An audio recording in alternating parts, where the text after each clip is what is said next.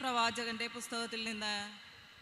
കർത്താവെ, അങ്ങയെ സ്നേഹിക്കുകയും അങ്ങയുടെ കൽപ്പനകൾ പാലിക്കുകയും ചെയ്യുന്നവരുമായി ഉടമ്പടി പാലിക്കുകയും അവരെ നിത്യമായി സ്നേഹിക്കുകയും ചെയ്യുന്ന ഉന്നതനും ഭീതിഭയനുമായ ദൈവമേ, ഞങ്ങൾ അങ്ങയെ കൽപ്പനകളിലും ചട്ടങ്ങളിലും നിന്നകന്ന് അകൃത്യങ്ങളും അപരാധങ്ങളും ചെയ്യുകയും ദുഷ്ടതയോടെ വർത്തിക്കുകയും അങ്ങയെ ധിക്കരിക്കുകയും ചെയ്തു.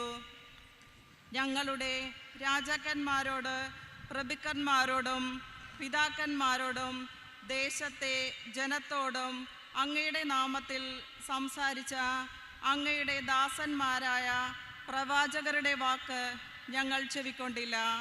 കർത്താവെ, നീതി അങ്ങയുടേതാണ്.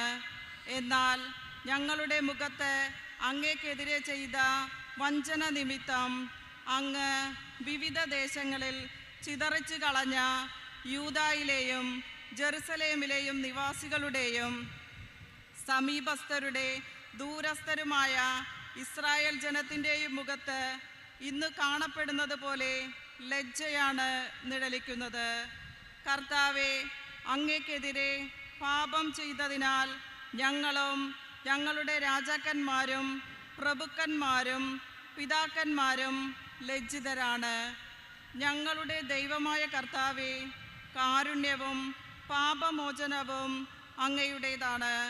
എന്നാൽ ഞങ്ങൾ അങ്ങയോട് മത്സരിച്ചു. ഞങ്ങളുടെ കർത്താവിൻ്റെ സ്വരം ഞങ്ങൾ ചെവിക്കൊണ്ടില്ല.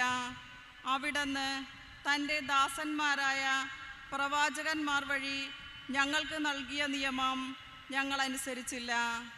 കർത്താവിൻ്റെ വചനം. ദൈവത്തിന് നന്ദി.